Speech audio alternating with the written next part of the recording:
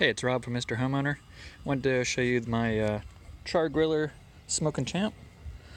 Did a couple of things to it here. Let me show you.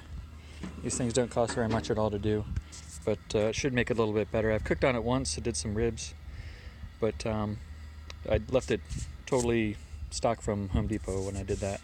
So now I made a couple changes to see if I can make it a little bit better. First thing I did is I removed the grates from here, and I put a piece of expanded metal in there. Basically, it's sitting on the two lips over here, and then I shot just a piece of just like a metal dowel I found in the garage. Shot it through there to give it support on this other side. That way, when you're halfway through cooking, if you want, you can pull out the drawer and empty out your ashes, give it better airflow, make sure everything's cooking nice and hot. The one thing I noticed with this, I was cooking on a 35-degree day, and it was tough getting I was trying to get up to 250, but it kept dropping down to 240, 230. Eventually I threw I just kept throwing some wood on there, but mostly it was charcoal. But the other thing, so I have this charcoal base here, raised all the way up to the top, and then I have actually I used the grates from the firebox underneath these pieces of sheet metal. But basically what this will do, with this raised all the way up to the top, the heat is forced to go underneath all of that. So what my hope is it's going to come through and then displace a little more evenly than just coming up right here and then just hitting the top.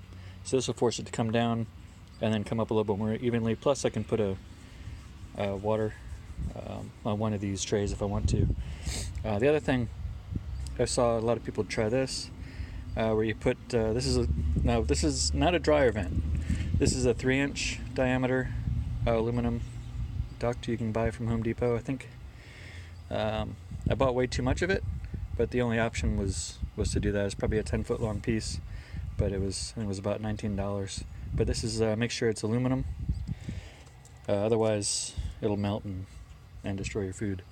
But what this does is it forces the heat to move around a little bit more before heading out of the cooker. But that's about it. And then with that, I just drilled a hole.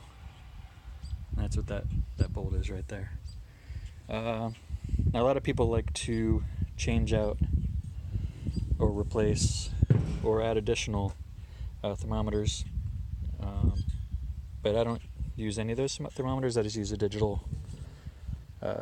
Has 2 probes, one for the food, one for the grill. So I'll put that most of the time right about here, and then that gives me my temperature. That way I can be inside and see what the temperature's doing. But anyway, I maybe spent $50-$60 on the additional items here. I took off the warmer tray because I'm not going to be using this as a grill. But so far so good. I didn't put any of the fiber tape or heat tape or anything around anything because, I mean, it's a smoker. It's gonna leak out, and I don't think it's gonna make too much of a difference. But we'll see. Anyway, thanks for watching.